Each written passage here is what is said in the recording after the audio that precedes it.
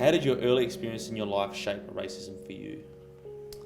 I definitely heard a lot of comments. I think the strange name didn't help either. Quite often had both names taken the mickey out of at school and sort of my background. It was strange because for people that I knew that cared about me or that I was friends with, it didn't bother me. But if it was a stranger saying it to me and I didn't know their intentions, it did bother me. But the more I reflect on it, the more I think, maybe I'm just cutting some leeway to the people that care about me. Because, maybe I just haven't had the strength or the courage to speak up. But, I've sort of always trusted that their intent was the right one. But that was just my own personal experience. And I think having experienced some of that personally has opened my eyes and opened sort of how I think about it for other people who would have experienced a lot more.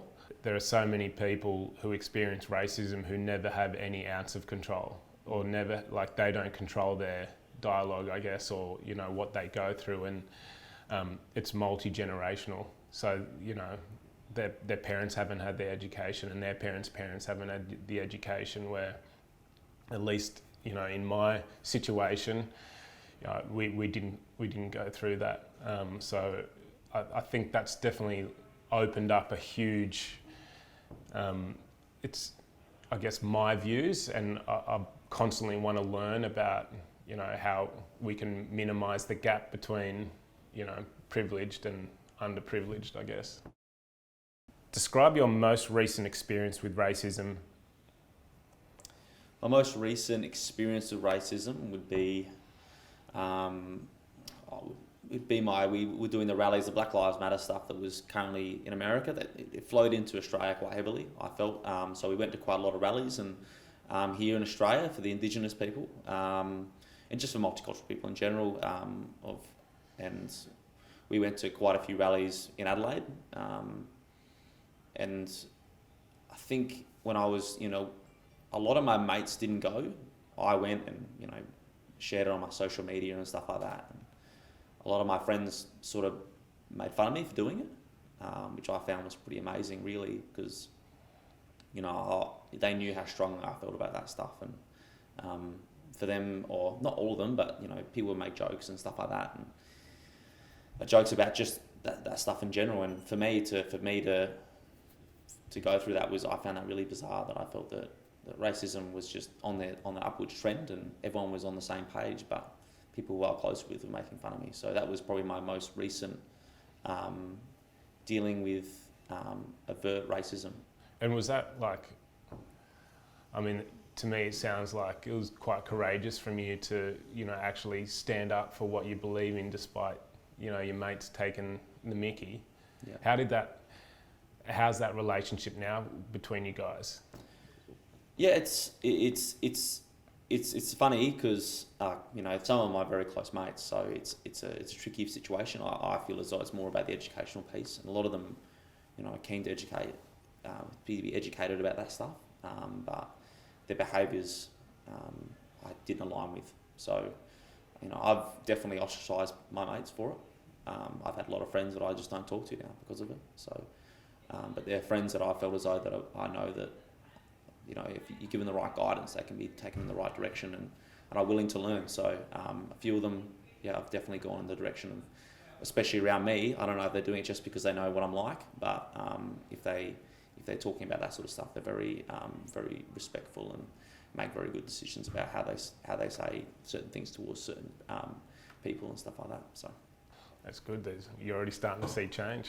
Yeah, it is good that people like that. But again, it's hard to know if it's just because it's me around them, or which is funny because they know they're doing something wrong when they talk around their mates, but when they know they're saying something that's politically not right and they're around me, they generally hold their tongue.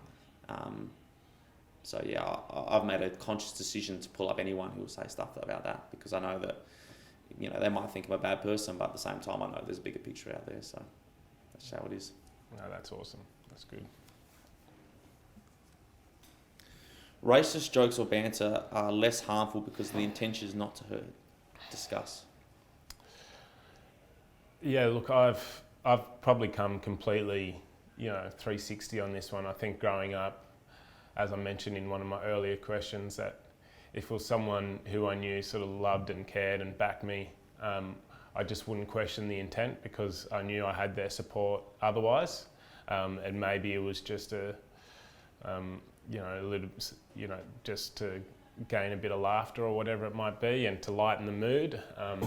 But then even I found myself getting offended when the same jokes were made by someone I didn't know. I remember playing a shield game at the Wacker, and I was batting quite well, and there was, a handful of people in the stadium, and this one bloke just kept yelling out like racist jokes. And no racist jokes I haven't heard from my mates, but like out in the middle, there's just the two batters and the 11 fielders and 2 umpires, and no one was doing anything.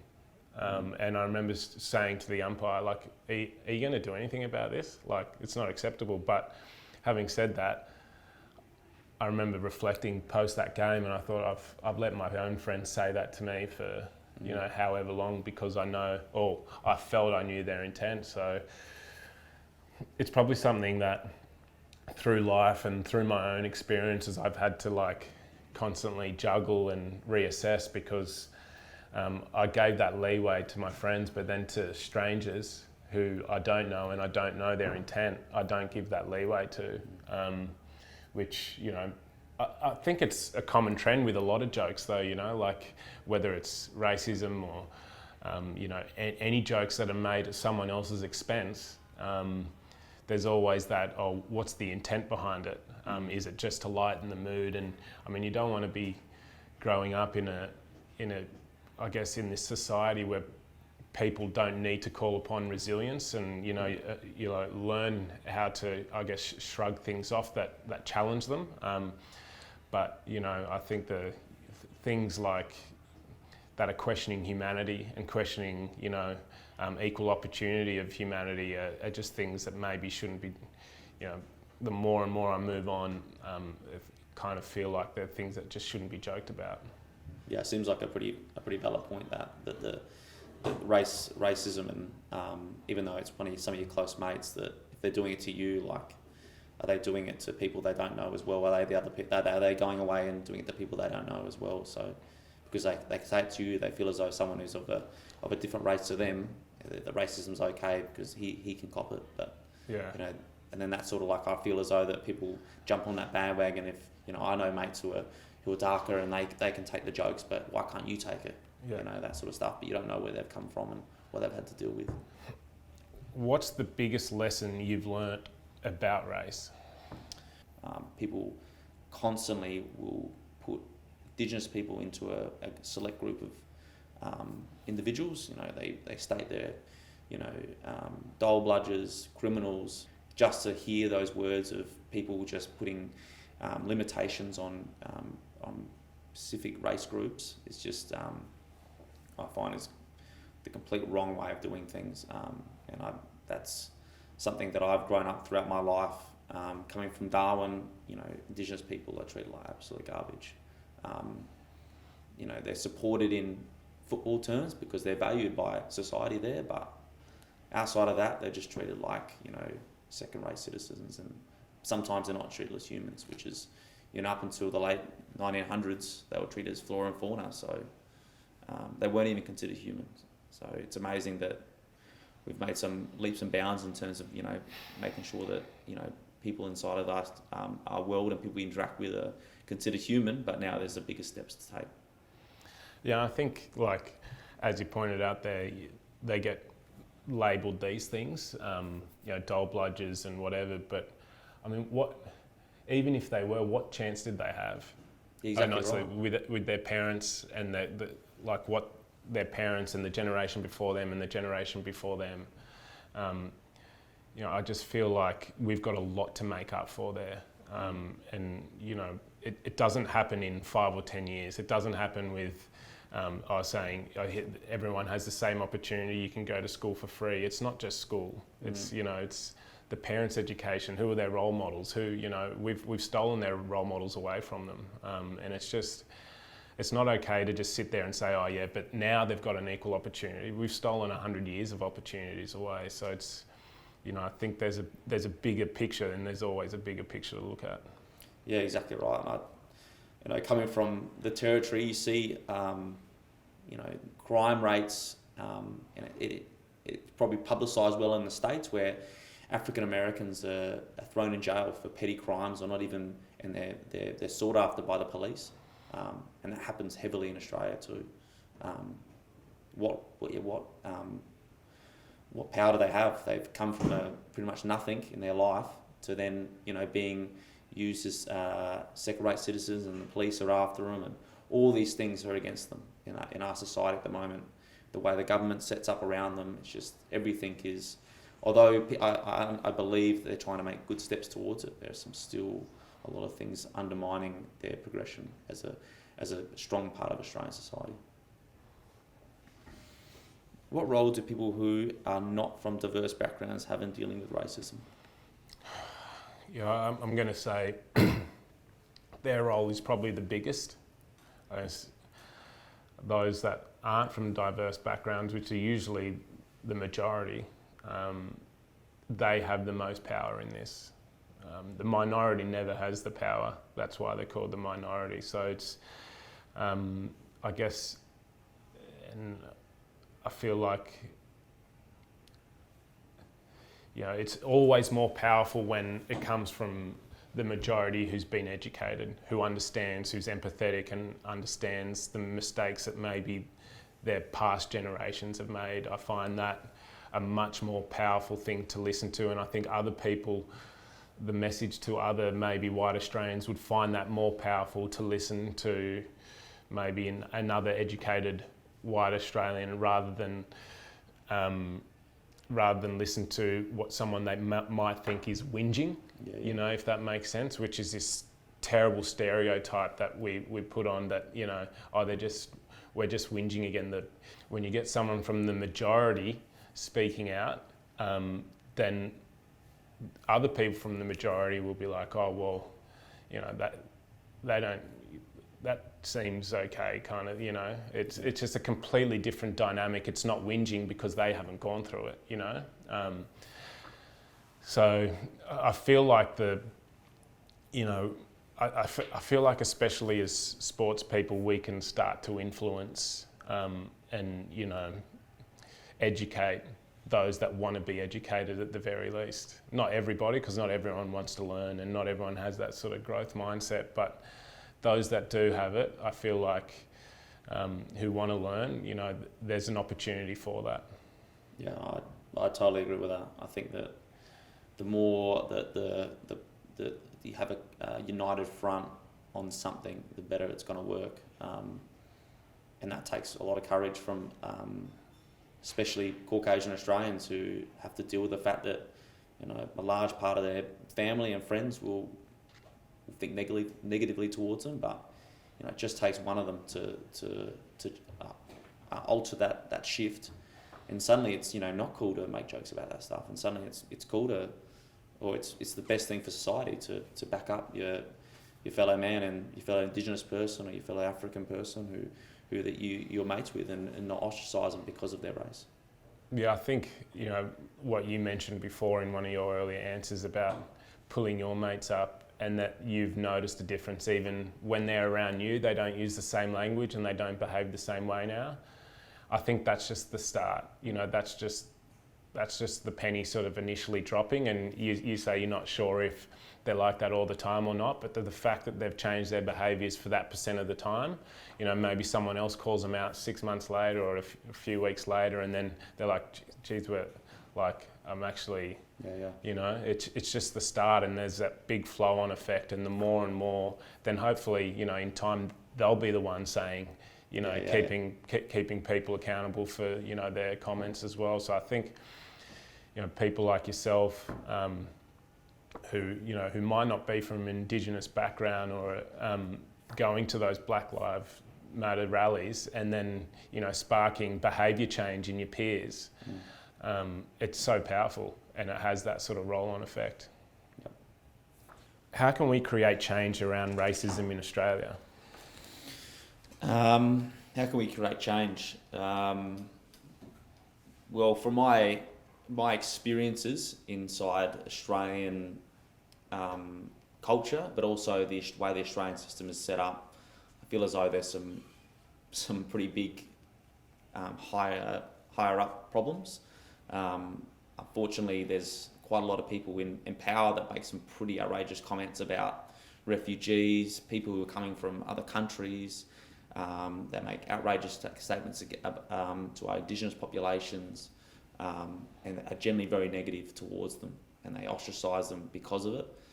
So that's probably a pretty big starting point, making sure that, you know, we are using, you know, we're looking at it as humans, not as different cultures and stuff like that. We're trying to make it a united front in that regard. But also, it starts from, as simple as it starts, it comes from each individual's being more conscious about not being racist. People can make sure it's a conscious decision just to make decisions based around being, you know, that everyone's just human and we're just trying to live the best life we possibly can. Then I think it will go in a very strong direction from that. But again, it's pretty hard when the people around us who are making decisions, who are actively undermining the progression of cultural change. Is there anything you wish you could learn or unlearn about racism? No, it's kind of like anything really. I love learning personally, so I never want to unlearn anything. There's definitely things I wish I never heard or wish I never saw, or even things that, well, that's hard to say, because maybe if I hadn't seen them or heard them, I wouldn't have learnt them as well. So it's actually really hard. You know, there's definitely things I wish people didn't experience, but there's nothing I wish I wouldn't have learnt. You know, if anything, I wish I could learn more and more. And you know, I just want to keep learning as much as I can, basically. But yeah, no, I can't think of anything that I would want to unlearn now. What about you? Yeah, it's an interesting one. Like for me, I love that. I love learning about it. But I think for a large portion of people, they don't want to learn it. And I think that's what, you know, frustrates me a lot, because I feel as though that's what makes people uncomfortable. You know, someone saying they're racist, and you need to learn how to become more better at, you know, accepting information and growing as a human and becoming more a part of society and actually not restricting the growth of it.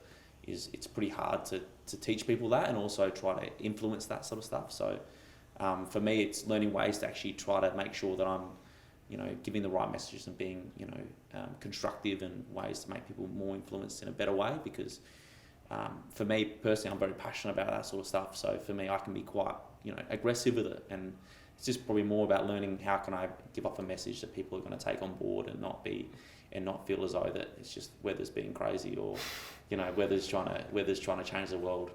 It's actually Weather's trying to help us out and actually, you know, give us constructive ways of, you know, growing as humans. Yeah. Describe how you felt about today's conversation in a couple of sentences. Yeah, really good. I think it's great to feel as though there's other people in my professional environment that think the same as I do.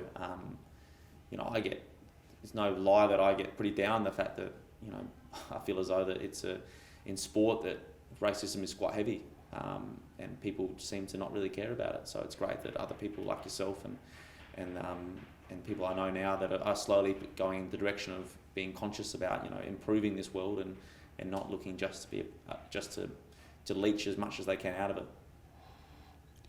Yeah, I think that's been a big one for me as well, to see, you know, other guys who may not have even experienced the racism coming out and speaking now and being courageous and brave in their stance and affecting, you know, I feel that was really powerful. You know, your beliefs and your comments to some of your friends. I know it's only a small group of people, but to already see change in their behaviours, I think that's as powerful as you can get. So for me, I feel like the time we spend and the time we spend learning about this isn't wasted when you see those, little things. I feel like it's encouraging to see that change. It's encouraging to see, some other friends of mine within my team also get around this and hear the way that they're speaking about it, with their sort of, completely change their mindsets as well. So it's very encouraging for me to read, to hear and to read and to see, but I still think we've got a long way to go.